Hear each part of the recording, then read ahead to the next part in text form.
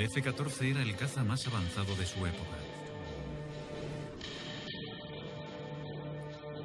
Aún sigue siendo uno de los más caros.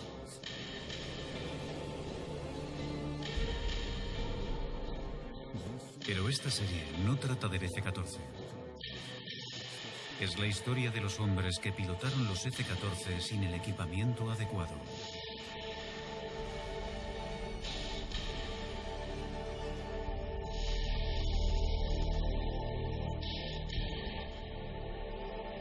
En contra de lo que creían las apuestas, convirtieron sus bombarderos en la peor pesadilla de Irak.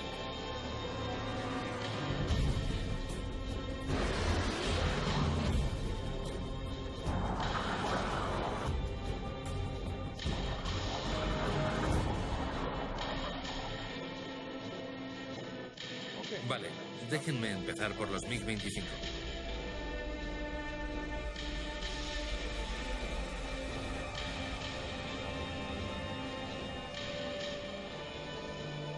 Los soviéticos presentaron el MiG-25, también conocido como Foxbat, hace 45 años. Podía volar a 3 veces la velocidad del sonido y hasta a 36 kilómetros de altura. Incluso a día de hoy, el MiG-25 sigue siendo uno de los cazas más mortíferos del mundo.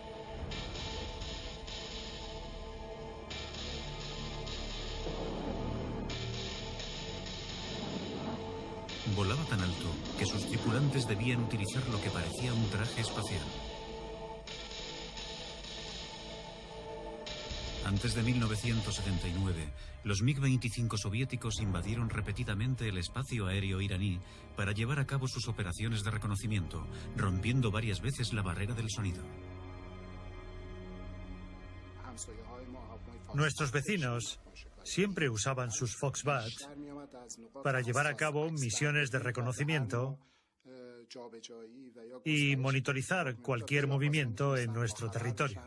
La ventaja del MiG-25 es que era una aeronave muy poderosa, capaz de volar muy alto, hasta una altura de 22.000 o 23.000 metros, y muy deprisa, hasta Mach 2.3.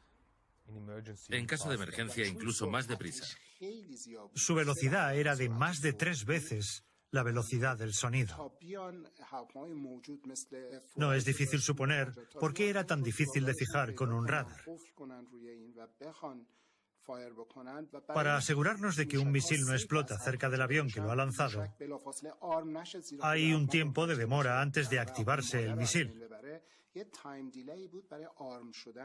Ahora imagina que vas frente a frente hacia un avión supersónico, volando casi a la velocidad del sonido, y la distancia entre ambos está disminuyendo rápidamente. Hay ocasiones en las que el misil llega a la altura del avión enemigo antes de estar activado. Nunca había tiempo suficiente para derribarles. Los papeles se intercambiaron cuando en 1974 Irán se hizo con los cazas F-14 y los misiles Phoenix de largo alcance.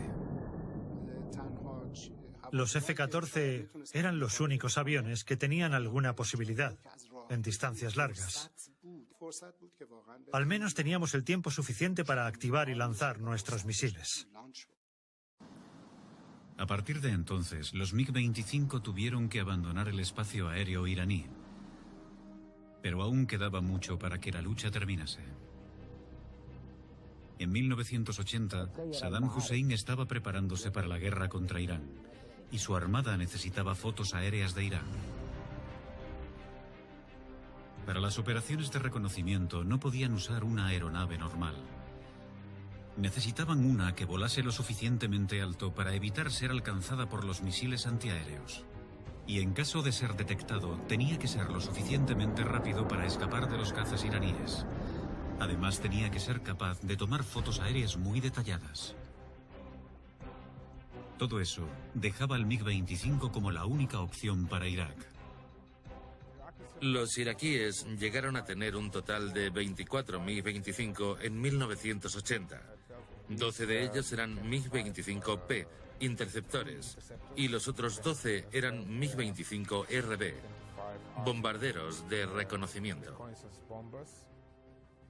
Después de casi una década, el MiG-25 iba a regresar al espacio aéreo iraní. La primera unidad de MiG-25 iraquíes en estar operativa fue el escuadrón número 87, que estaba formado por los MiG-25RB. Estas unidades empezaron a volar sobre la isla de Hark en la primavera de 1982. Y en el curso de sus misiones, lo que hacían principalmente era tomar fotografías de esos territorios. Sadegpur fue el primero en ver un MiG-25 en su radar. El señor Sadegpur estaba en el aire el día en que un MiG-25 iraquí vino a Hark por primera vez, pero no pudieron alcanzarlo. Lo intentaron, pero no tuvieron ninguna oportunidad. Nadie pensó que los MiG-25 fueran a pasar a este lado de la frontera. Cuando regresaron a la base, todos fueron a buscar en sus manuales de entrenamiento cómo se podía alcanzar a un MiG-25.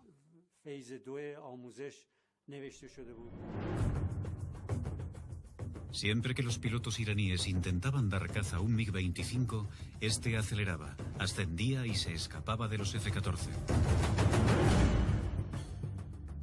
El comandante Ali Reza Jahan Bakhsh fue uno de los que intentó luchar contra este escurridizo pájaro. Mi misión era vigilar el espacio aéreo de Teherán, entre Kazvin, Malayer y Garabé, 3 ciudades al oeste de Teherán.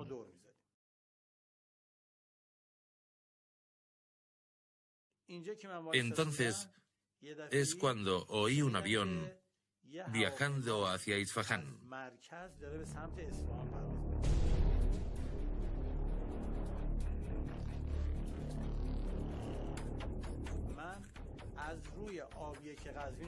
Volé hasta Deliyán en 8 minutos.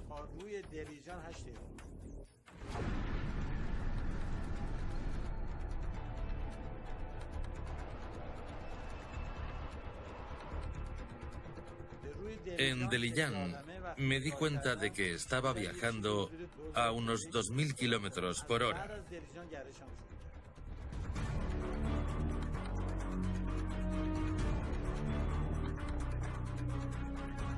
Lo perseguí y lo alcancé cerca de la represa de Abasi. La lucha había comenzado. No estábamos precisamente frente a frente. Le tenía justo en mis 11 en punto, e intenté posicionarme así. Continuamos luchando, pero estaba fuera de mi campo de tiro.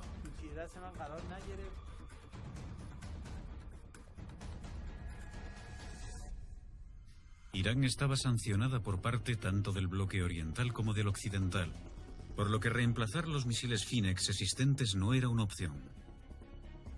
Por eso, neutralizar un MiG-25 sin un Finex de repuesto se consideraba un éxito.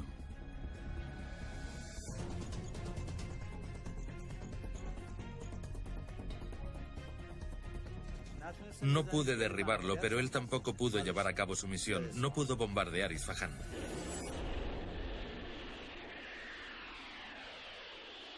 Entonces, el piloto iraquí cometió un grave error. En lugar de girar a la derecha, giró a la izquierda, hacia Rusia. Después, los periódicos árabes publicaron que un MiG-25 se había estrellado cerca del lago de Van, en Turquía. Quizá alguna de nuestras balas lo alcanzó. O quizás simplemente se quedó sin combustible. Sea como sea, un MiG-25 se estrelló aquel día.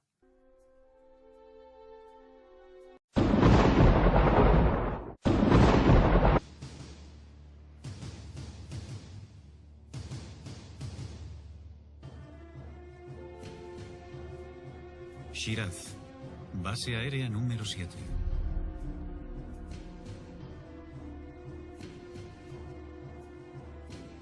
El 23 de julio de 1983 será recordado como uno de los enfrentamientos más importantes en la historia de la rivalidad entre los MiG-25 y los F-14.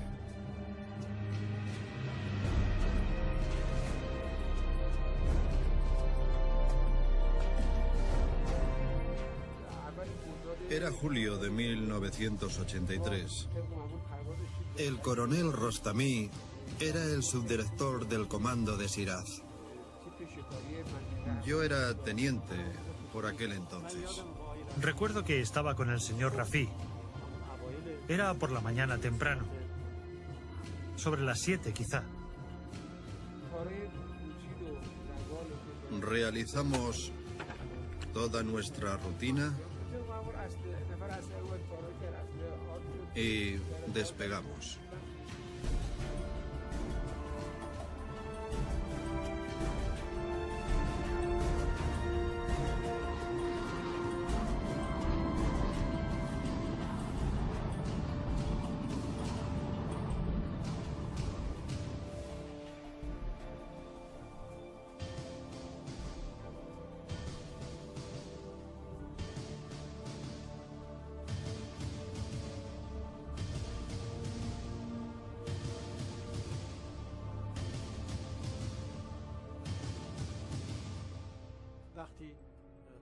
Patrullamos la zona y después fuimos a repostar.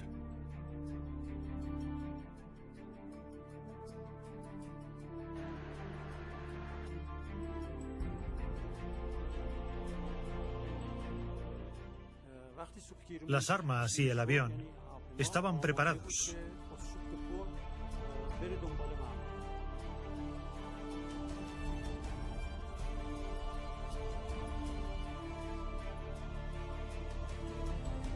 Contacté con el centro de Beth-Bahan, creo que con el coronel Asin. Lo reconocí por su acento sirací. Era muy bueno en su trabajo. Te hacía sentir cómodo cuando él estaba al mando. Rostami había terminado el repostaje aéreo. Estaba en Cap Station 10, que sería más o menos sobre Hark.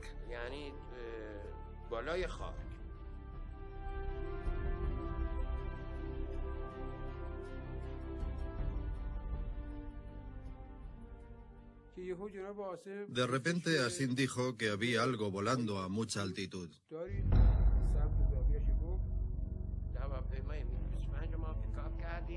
Detectamos un MiG-25. Estaba volando de norte a sur.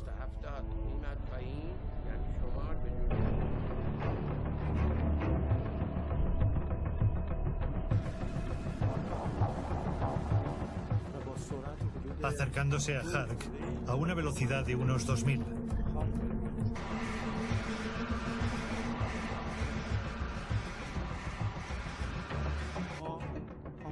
Teníamos combustible suficiente. Así que empezamos la persecución. Lo primero que hizo el coronel fue aumentar su altitud.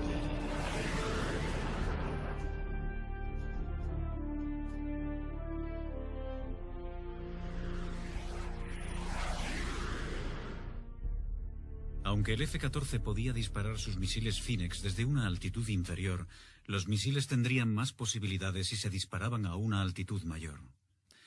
Pero para volar más alto, los pilotos necesitaban trajes especiales para la presión, trajes que no podían comprar debido a las sanciones. No teníamos trajes de presión por las sanciones. Los F-14 pueden llegar a una altura de 20.000 metros. Pero para ello se necesitan trajes para la presión. Ellos tenían trajes antigravedad. Todos sus sistemas estaban completos. Nosotros no teníamos esos trajes.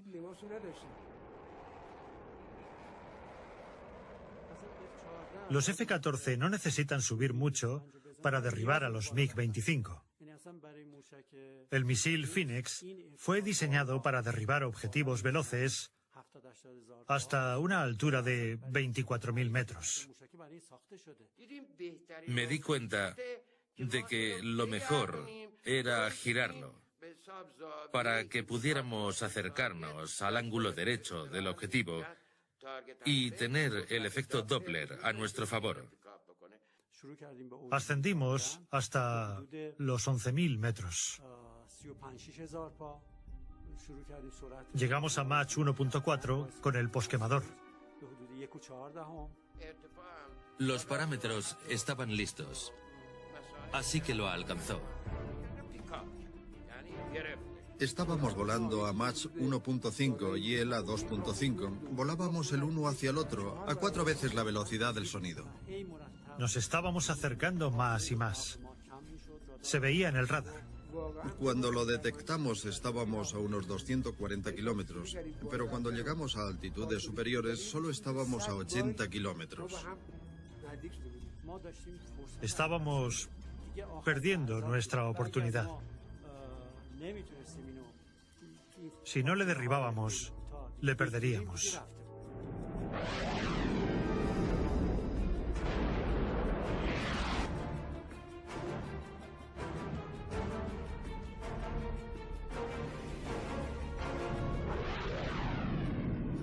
El más mínimo fallo técnico podía arruinarlo todo. Un F-14 puede volar a 18.000 metros. Pero aquel día sucedió algo inesperado.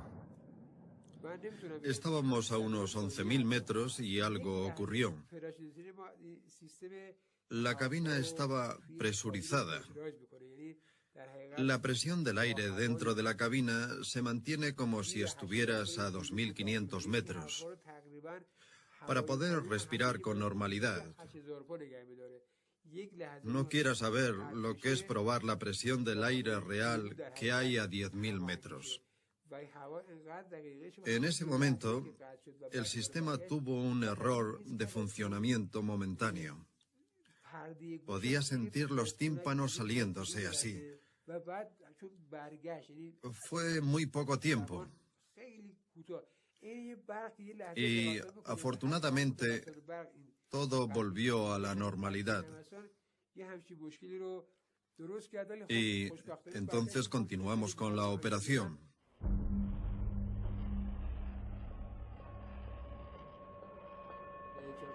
Mientras aumentaba la altitud, el coronel estaba intentando disminuir nuestro ángulo con el objetivo hasta cero. Porque así aumentaba la efectividad si impactas al objetivo frente a frente. Tienes 10 segundos para lanzar el misil en esa posición. Estábamos en posición de lanzar el misil. Si dudas, le pierdes.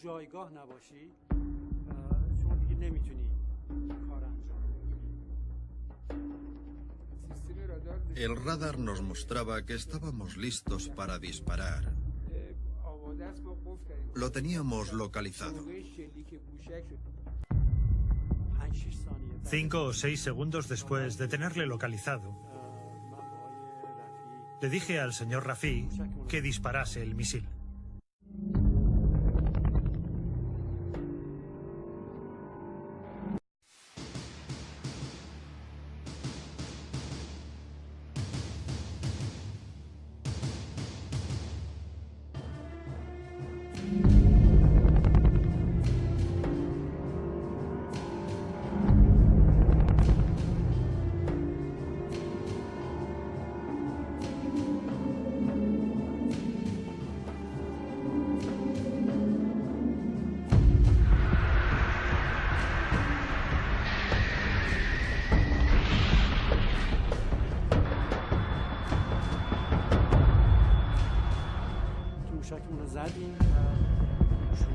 Disparamos y continuamos tomando altura, dirigiéndonos hacia el objetivo.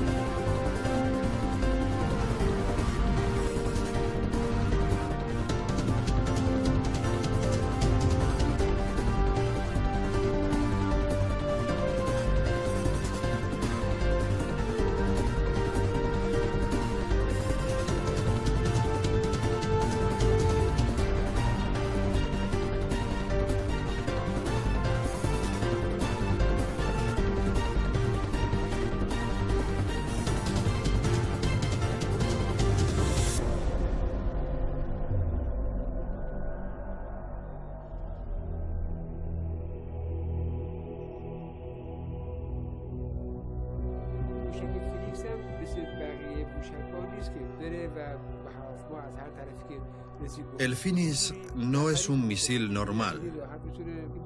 No impacta al objetivo desde cualquier posición.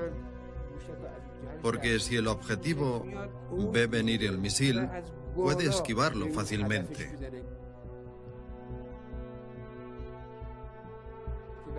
El Phoenix, sin embargo, sube y ataca a su objetivo desde arriba. Entonces, es muy difícil esquivar un misil como ese.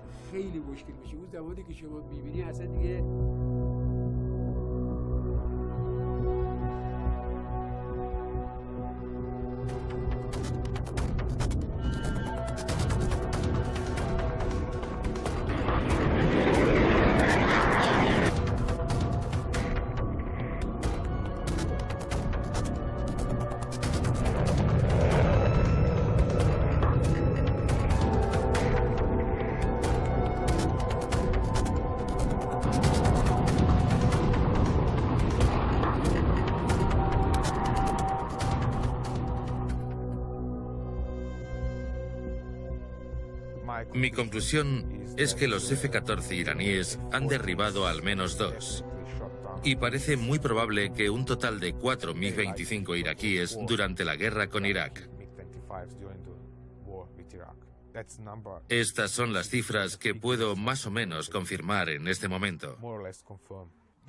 Estas son cifras basadas en las cifras iraquíes, lo que dicen los iraquíes, lo que ellos reconocen.